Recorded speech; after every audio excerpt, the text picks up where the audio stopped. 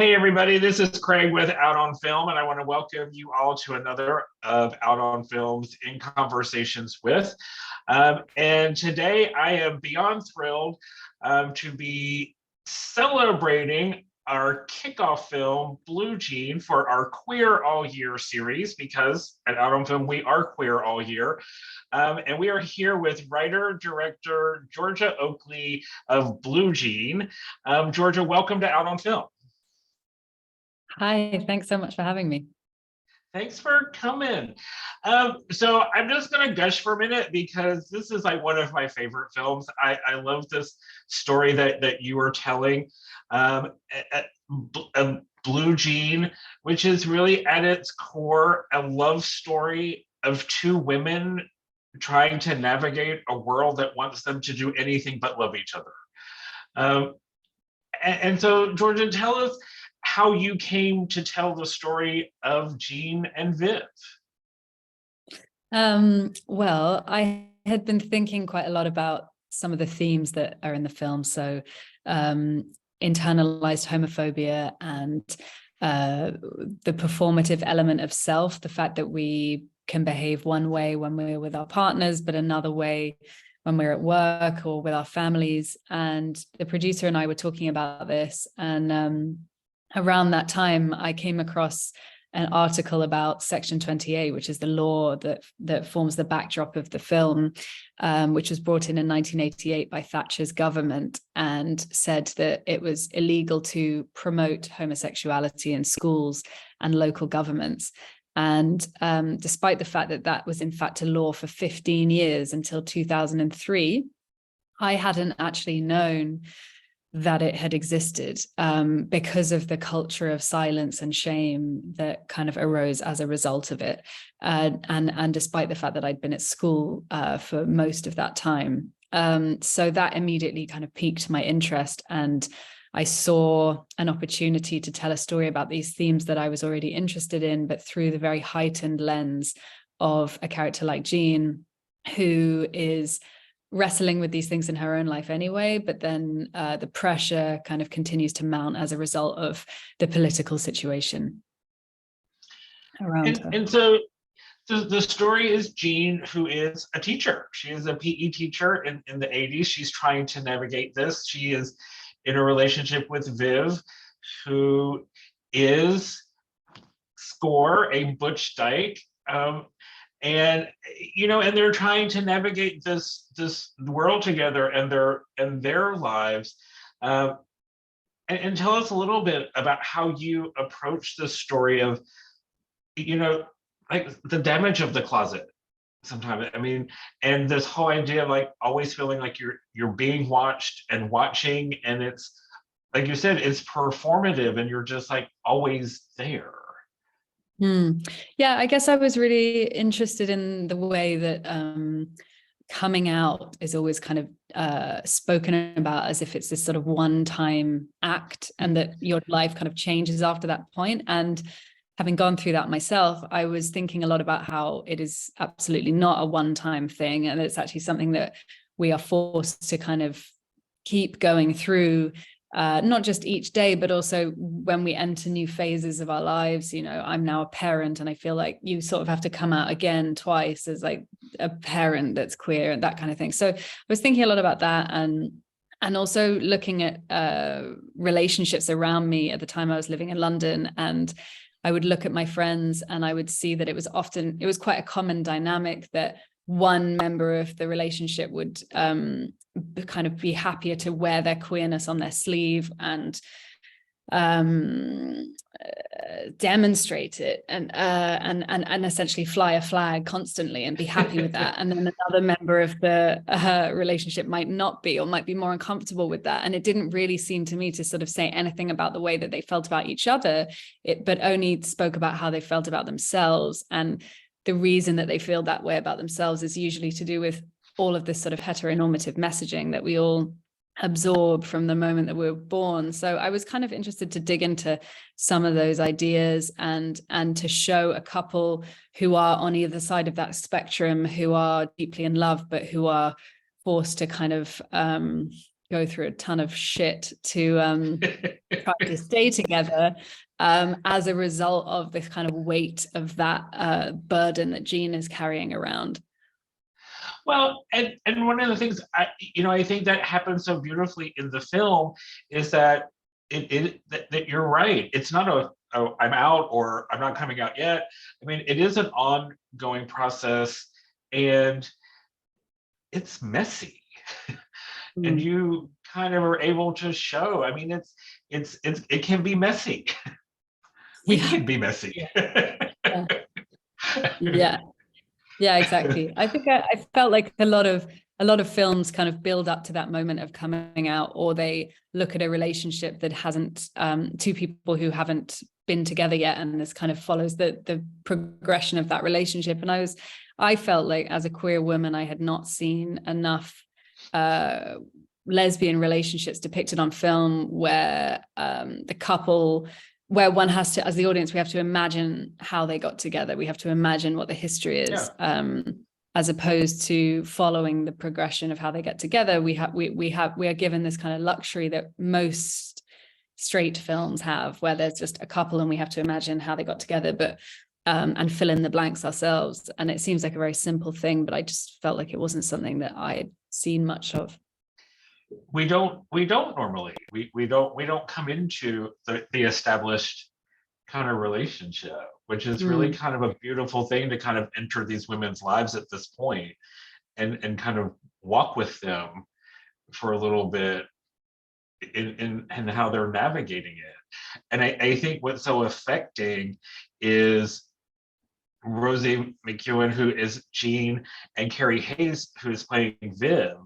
I mean, they're kind of extraordinary together. So tell us a little bit about how you found them.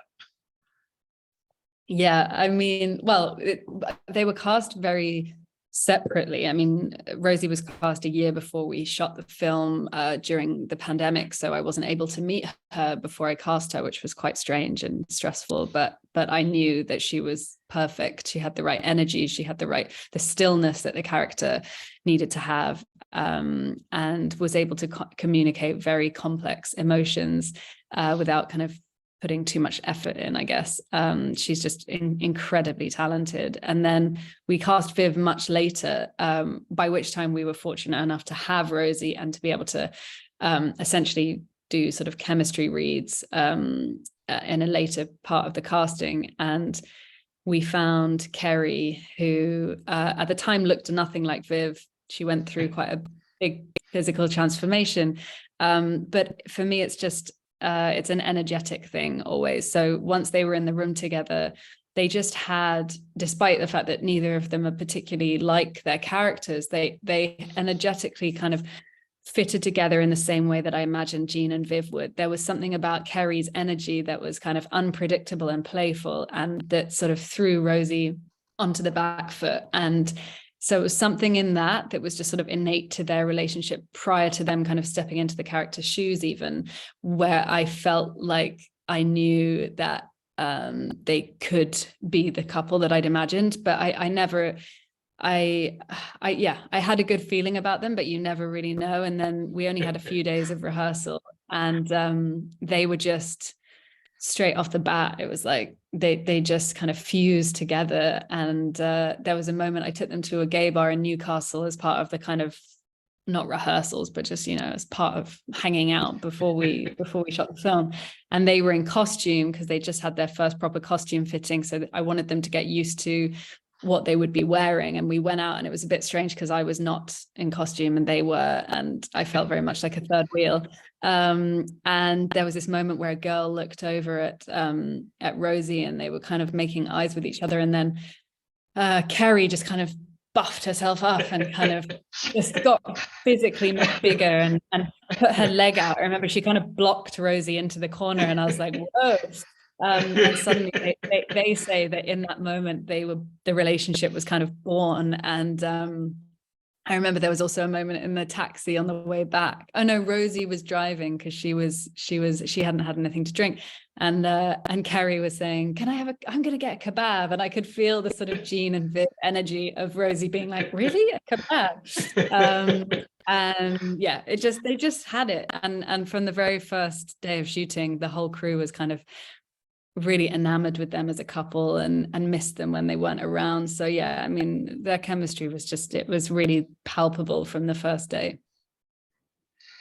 And and part of what happens in the film is that one of the central conflicts is, as Jean is navigating various parts of her life, a young student of hers walks into another part of her life that she's not supposed to be in, walks Yeah. into a bar, and there is this kind of feeling of invasion.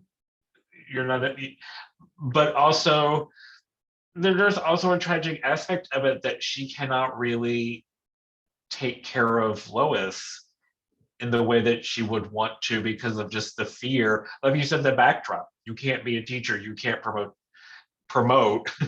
Mhm. lifestyle. There's that real fear there, and she winds up rejecting Lois. Talk a little bit about kind of how you came to that dynamic and why that was Mm. important to do.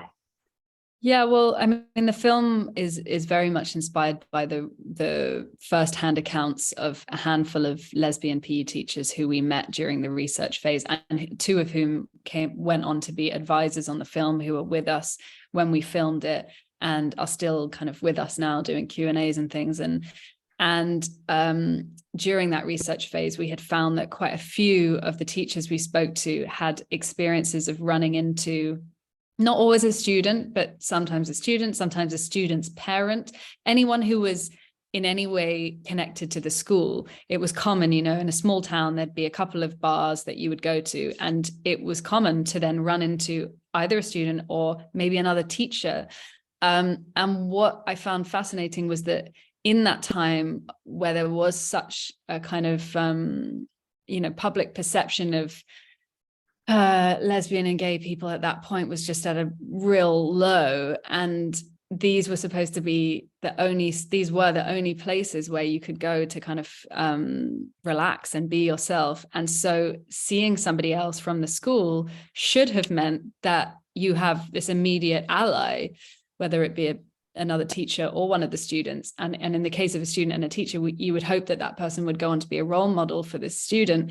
But invariably, when we spoke to people who'd lived through that, it was the complete opposite. If you ran into another teacher in the bar, you would then avoid them at all costs in the school forevermore. Amen. It was like, Yeah. just, and that I found really, really tragic, because already you're going through all of this stuff in your life, and you are then not, it's pitting members of the queer community against each other, as well as causing this kind of spiraling paranoia for the individual. And I found that to be really, really sad. And so we already had that storyline in the first outline for the film, I think. And then Catherine Lee, who was one of our main advisors, she happened to have lived that exact experience of running into a student in a bar, and she told us about it. And she had diary entries that she'd written at the time about how she had felt and how she had reacted. And the interesting thing was that she had behaved in a way that she sincerely regretted. And when we spoke to her the first time, there was just so much palpable guilt in her voice and shame around the way that she had behaved towards that student, and regret.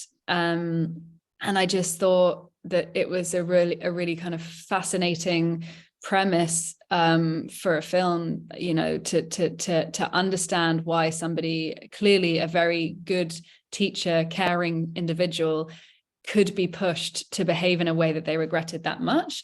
And we obviously had pushback when we were developing the film, people thinking that nobody would like the character because she's pushed to quite extreme lengths. But that was what I found so interesting about the situation. And so I pushed hard to kind of keep that essence of the original story. And it is very affecting and very moving part, because you see Jean's conflict through that.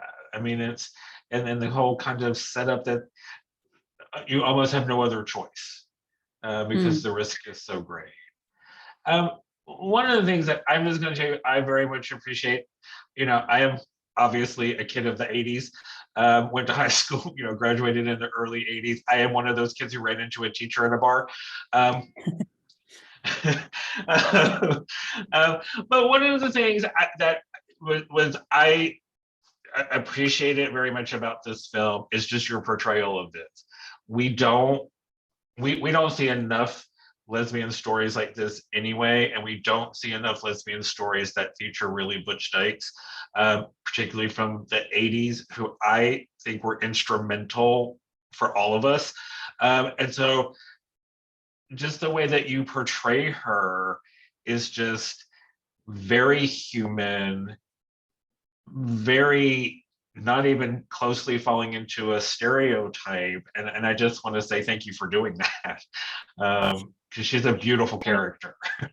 Yeah, I mean, she is. And Kerry brought such amazing kind of humanity to that role. I mean, she's exactly how I imagined Viv to be. But what I will say is that when we were developing the script, we noticed that people would read it and see the word leather or see the word shaved head or whatever, and they would jump to those stereotypes and jump to conclusions about who the character was and how the word like inaccessible, things like that were kind of bandied around. And I was always really confused because I felt like the character, she's the one in the story who kind of has her shit together more, and who is much more kind of, I think even said in the stage directions for her character that she was hard on the outside, soft on the inside, like a Tunnocks tea cake.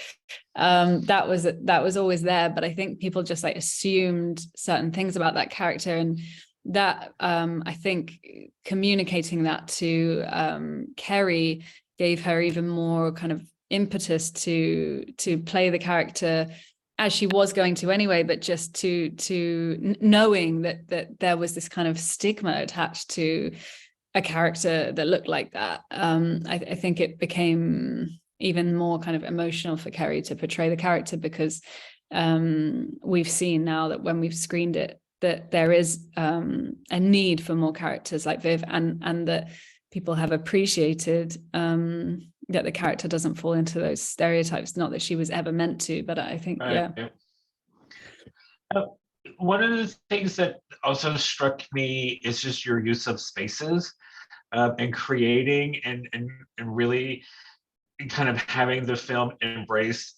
I know we talk about safe spaces today, but these spaces in the 80s in particular were vital. The bars where, like you said, you could go in and be yourself, when even often at home you couldn't, because you had neighbors and things looking at you.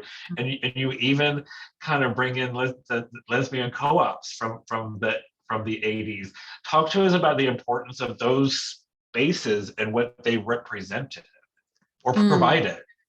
I mean, I was really, at the time when I started writing it, I was living on a street in London that had previously been almost entirely lesbian housing co-ops, and I'd been kind of looking into that and researching it and speaking to some of the women who still lived on the street. They had knocked down all of the walls on one side of the street so that all the gardens became interconnected, and still now 30 years later, the gardens are like that. So I was kind of looking into that at the time and interested by it. And then when I started developing this film, I felt that it wouldn't be kind of true to the subject matter to avoid that side of things, because there were such amazing kind of reactionary movements happening as a result, often directly as a result of Section 28.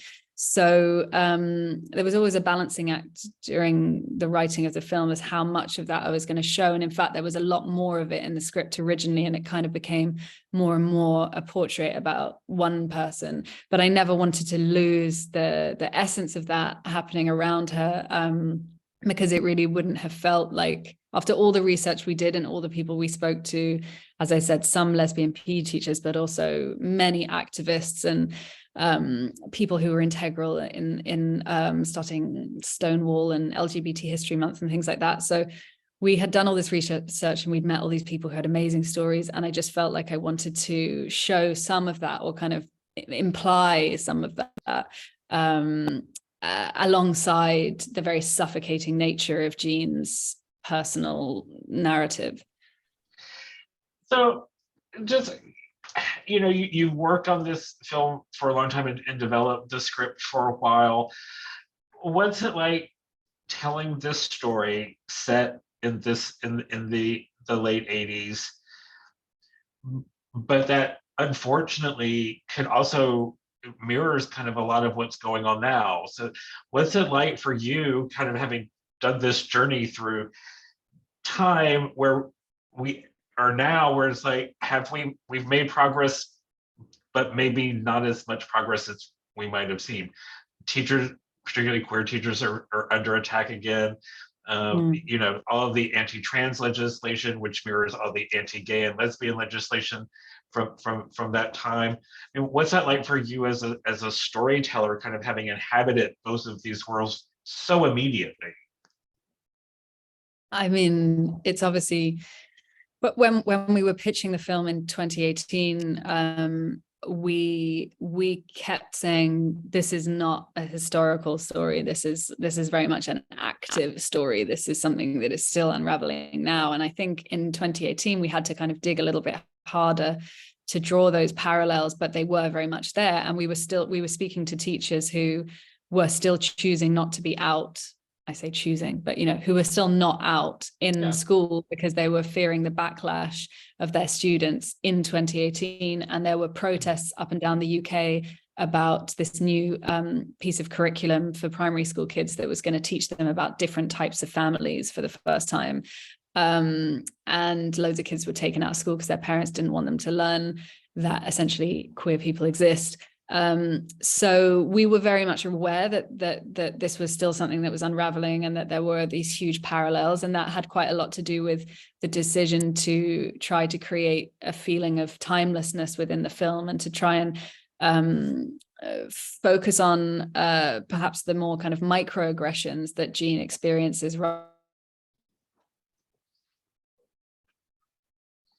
Stories that were relayed to us by the people we interviewed. We focused on things that we felt automatically kind of drew more parallels to things that people experience now, not just members of the queer community, but anyone who's ever been othered for any reason. So it was very much in our minds.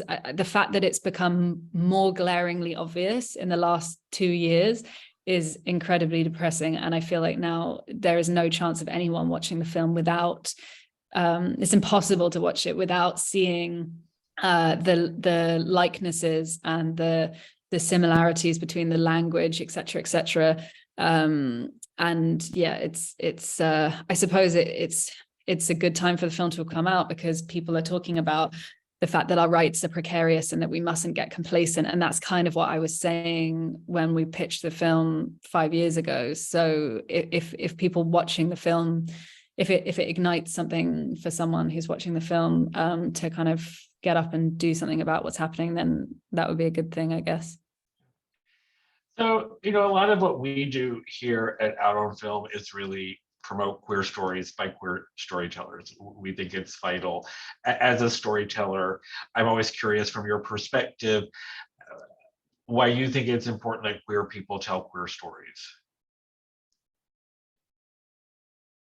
I guess it's just about having oneself reflected on film is important for everybody, for every different type of person. It's important to be able to watch a film that makes you feel less alone in the world, and everybody should have that experience, and nobody should be denied that experience. And as a young queer person, I feel like that was something that was really few and far between, and stories that are by queer filmmakers, films by queer filmmakers are going to touch on an authenticity perhaps that just might not be there when these films are put in the hands of other people. And so it's that relatability, things like what we were just speaking about with the character of Viv.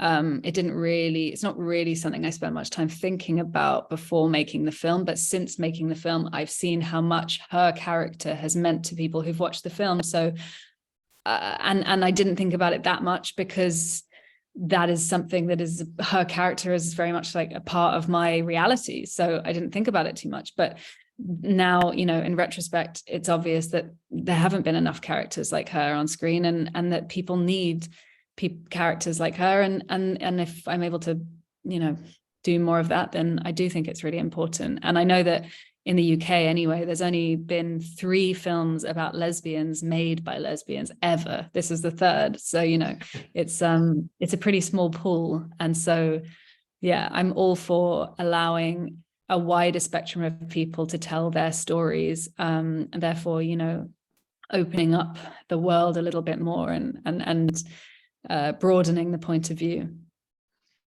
Well, Georgia, I think, on behalf of all of us and our audience, we are very appreciative that you did tell this story. I think it is an important story to tell. It's a very moving story. I think that only, and I'm not going to spoil it for anybody who hasn't seen it yet, but I think that only a queer woman could have gotten that look that will just melt the audience. And for everybody, there's a look, and you'll know when you see it that happens in the film that just melts everybody that I think that only you could have captured. Georgia, I want to congratulate you on Blue Jean. It is been nominated it was nominated for BAFTA. You've won a slew of awards for this film, and we could not be happier for you, and all of the work that you are doing to tell queer stories and to promote queer women in this space, and pave a way for more of these stories to be told. So on behalf of all of us here at Out on Film, we want to thank you and for the work that you're doing.